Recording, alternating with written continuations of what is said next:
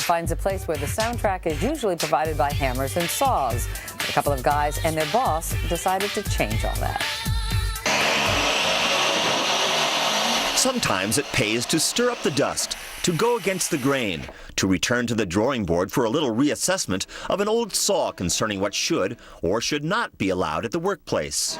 Take this Evanston, Illinois construction site under the direction of project supervisor John Cavalier, a hard-working, exacting guy who expects the same of his crew. One day at lunch break, John witnessed a spontaneous activity that he and his construction mates had never seen on a work site. No, never. Never. In 11 years, it's never happened.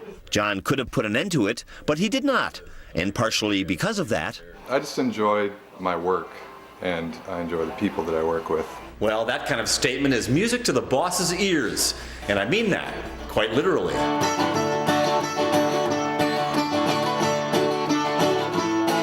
Carpenters Joel Emmerich and Luke Nagelbach worked alongside each other for a while before discovering that each played musical instruments. I said, bring your mandolin in tomorrow, I'll bring my guitar, and we'll see what happens.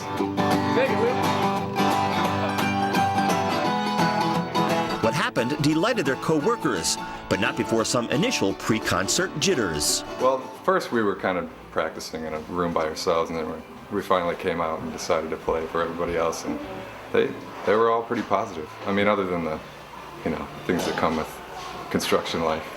Because it is a tough crowd. They're good friends, but the better, the more you know people, I think the more they're willing to, give you a hard time. All right, here we go. 1, 2, 3, 4, 2, 2, 3. Should the band have a name? Oh, I think there was a couple of names thrown around, but I don't think we can say what they're called. A little work time laughter. A little lunchtime music. Architect Gary Shoemaker knows that in the grand scheme of things, only certain aspects of job site productivity can be accurately measured. As for something like this, and that makes a huge difference. You never know what the crew's going to be like. They don't always get along so well. perhaps because they never had a chance to sing along.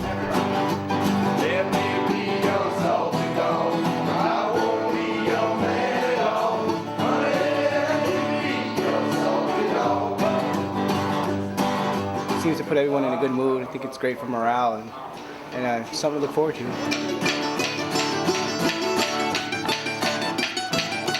Teamwork, you know, enjoying your job. I mean, that's first and foremost. It's not too hard to go to work when you're happy with what you're doing, the project you're working on, the people you're with, and you throw in some music in that as well. That's even better. For Today, Mike Leonard, NBC News, Evanston, Illinois.